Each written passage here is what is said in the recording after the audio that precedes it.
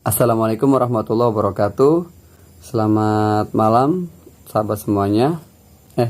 Ini malam apa pagi nih? Ini soalnya sudah masuk jam 2:17. Nah itu suaranya sudah terdengar ya. Jam 2:17. Saya tadi nggak bisa tidur. Terus saya baca-baca kitab. Ternyata ada satu keterangan menarik yang ingin saya bagi kepada teman-teman semuanya. Tentang apa? Yaitu tentang hari yang paling utama atau afdalul ayam, hari yang paling utama, bulan yang paling utama, dan amal yang paling utama.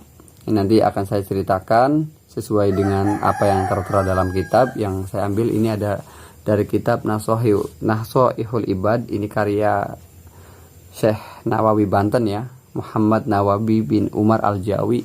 Syekh Nawawi yang dari Banten itu.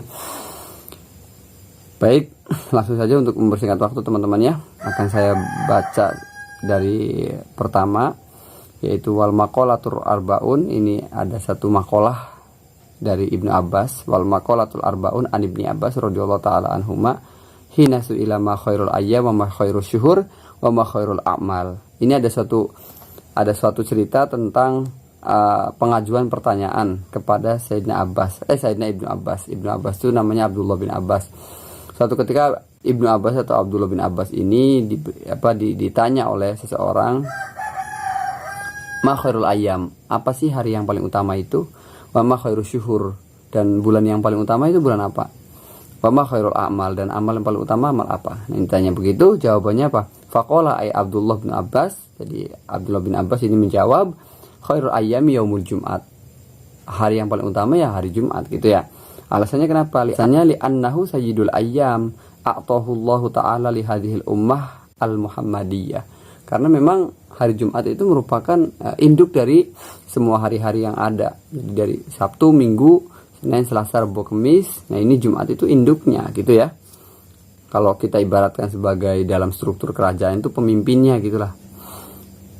Yang telah Allah berikan, hari Jumat itu telah Allah berikan untuk umatnya Muhammad. Ya kita semua ini. Kemudian wa khairus syuhur syahrul Ramadan. Ada pertanyaan juga, apa sebaik-baiknya bulan? Dijawab oleh Ibnu Abbas, sebaik-baiknya bulan adalah bulan Ramadan. Kenapa? Li'annahu unzila fihil Qur'anu wa fihi lailatul qadri wa fihi asyamul wajib. Jadi alasannya kenapa bulan yang paling utama adalah bulan Ramadan? Karena satu, jelas bulan Ramadan adalah bulan di mana Al-Qur'an diturunkan. Yang kedua, wa fihi lailatul qadri, juga pada bulan Ramadan terdapat Lailatul Qadar. Di mana Lailatul Qadar itu kan sudah dijelaskan, inna anzalnahu fi lailatul qadri, Lailatul Qadri khairun min alfi syahr, bahwa Lailatul Qadar itu statusnya lebih utama, lebih baik daripada 1000 bulan. 1000 bulan itu kalau kita hitung ya mungkin bisa 83 tahun ya. Orang mendapatkan Lailatul Qadar itu ya sama dia mendapatkan kebaikan selama selama waktu 83 tahun. Jadi kalaupun nanti misalkan dia usia cuma 50 tahun ya berarti keberkahan umurnya, keberkahan hidupnya itu bisa mencapai melebihi batas daripada usianya, yaitu sampai 83 tahun. Berarti ada lebihannya kan dari 50 tahun itu. Kemudian alasan ketiga, wafi asyamul wajib, karena pada bulan Ramadan juga ada puasa wajib kan, puasa fardu. Jadi kita itu diwajibkan untuk berpuasa selama 1 tahunnya cuma pada bulan Ramadan. Setelah itu nggak ada puasa wajib, kecuali kalau nazar. Kalau nazar memang ya itu mah urusan tanggungan masing-masing ya. Oke. Terus wali'anna sawaban nafli fihi akasawabil fardi. Kemudian alasan keempat, bahwa ganjaran melakukan ibadah sunnah pada bulan Ramadan itu seperti halnya melakukan perkara fardu atau melakukan kewajiban pada selain bulan Ramadan. Jadi istilahnya apa ibadah yang sunnah yang kita lakukan di bulan Ramadan itu pahalanya itu menyamai ibadah fardu yang dilakukan di luar bulan Ramadan. Qala Abu Bakar Al-Waraq, syahrul Rajab, syahrul Zar'i, syahrul Sya'ban, syahrul Syaqi Zar'i, wa syahrul Ramadan, syahrul Hasadi dzalika Zar'i. Nah, ini ada satu makalah dari Abu Bakar Al-Waraq. Beliau mengatakan bahwa bulan Rajab kan, sebelum Ramadan kan ada Rajab, Ruwah ya. Ruwah itu bahasa Jawa ya. Rajab, terus Sya'ban kalau bahasa Arabnya, bulan Arabnya Masehinya Sya'ban. Jadi ada bulan Rajab, ada bulan Sya'ban, kemudian bulan Ramadan kan. Nah ini menurut Syekh Abu Bakar Al-Warraq, ini ibarat itu kita menanam di kebun lah, menanam satu tanaman apa, atau padi atau jagung lah di kebun. Jadi bulan Rajab itu kita mulai menanam padi, jagung dan seterusnya. Nah nanti masuk bulan selanjutnya yaitu bulan Sya'ban, itu adalah bulan untuk menyirami. Cuman kalau praktek dalam masalah ibadah ya berarti kita melakukan ibadahnya di bulan Rajab. Kemudian setelah itu bulan Sya'bannya itu kita tingkatkan kan, menyirami tanaman itu kan berarti dalam rangka meningkatkan kualitas kan, supaya tanamannya nggak mati. Nah itu kita menghidupkan ibadahnya, meningkatkan kualitas ibadahnya itu di bulan Sya'ban, supaya amal ibadah kita itu lebih baik, lebih maju begitu ya.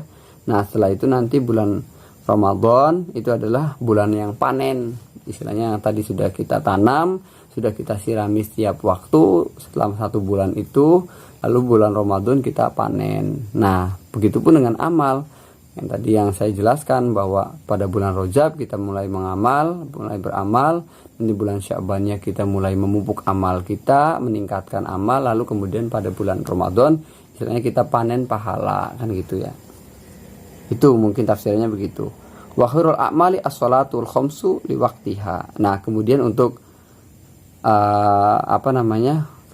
amal yang baik, amal yang paling baik menurut siapa? Menurut Ibnu Abbas atau Abdullah bin Abbas, itu adalah melaksanakan sholat 5 waktu tepat pada waktunya. Fa innahu abwabul a'mal. Kenapa? Karena melaksanakan sholat 5 waktu di awal waktu atau tepat pada waktunya itu merupakan pintu dari amal-amal yang lain. Ketika sholatnya benar, jelas amal lainnya akan benar. Tapi kalau sholatnya saja punten dalam tanda kurung ya masih tidak sesuai dengan ketentuan, dalam arti ya mungkin qadha atau syarat rukunnya yang tidak terpenuhi, atau waktunya yang benar-benar selalu diakhirkan hingga tidak ada waktu yang cukup untuk menyelesaikan sholat secara sempurna dan seterusnya lah, banyak alasan. Mungkin kalau sholatnya masih begitu, amal-amal lainnya bisa dipastikan juga buruk begitu ya, karena amal sholat itu kan dalam beberapa hadis dijelaskan awwalu ma yuhasabu bihil abdu yaumal qiyamah as-shalah fa idza saluhat saluhat sairu amalihi wa idza fasadat fasada sairu amalihi. Awal perkara yang nanti dihisab oleh Allah bagi seorang hambanya atau terhadap hambanya di hari kiamat itu adalah sholat. Kalau sholatnya itu bagus, maka bisa dipastikan amal lainnya bagus. Tapi kalau sholatnya jelek, ya bisa dipastikan juga untuk amal-amal lainnya bermasalah kan gitu. Kemudian sholat juga merupakan tiang agama kan, as-sholatu imaduddin. Sholat itu merupakan tiang agama. Faman aqomatha faqad aqomaddin waman tarokaha faqad hadamaddin. Barang siapa yang melaksanakannya, maka dia seakan-akan mendirikan tiang agama. Tapi barang siapa meninggalkannya, maka seolah-olah atau seperti halnya dia itu meninggalkan atau menghancurkan agama. Mungkin itu sajalah ya.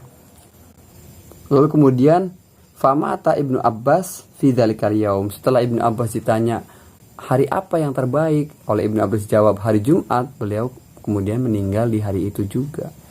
Beliau meninggal di hari Jumat. Dan memang banyak juga beberapa keterangan hadis yang menjelaskan keutamaan orang yang meninggal di hari Jumat. Itu merupakan satu keistimewaan. Tapi yang meninggal secara alamiah atau memang secara takdir, bukan karena ya punten bunuh diri atau apa gitu ya. Mungkin itu saja yang bisa saya sampaikan teman-teman, karena ini sudah jam 2. Tadi saya nggak ngantuk ya. Kalau bahasa kita malah ini belir matanya itu, mulai ngantuk, terlihat ngantuk rasa. Oke, terima kasih atas waktunya, perhatiannya, semoga bermanfaat untuk teman-teman semuanya. Salam dari saya, semoga kita tetap sama-sama terus diberikan hidayah oleh Allah Subhanahu wa taala untuk selalu semangat mengaji, karena dimanapun tempatnya, kapanpun, maka sebisa mungkin kita harus tetap mencari ilmu, walaupun itu hanya sedikit. Utlubul ilma walau bisin, talabul ilmi minal mahdi ilal lahdi, ya terutama yang paling familiar adalah thalabul ilmi fardhun ala kulli muslimah wa muslimah. Jadi banyak sekali tentang anjuran untuk menuntut ilmu itu. Jadi jangan sampai kita itu terikat pada sesuatu hal yang seolah-olah posisi itu menetapkan kita sudah tidak mungkin lagi mencari ilmu. Nggak bisa. Harus kita itu mencari ilmu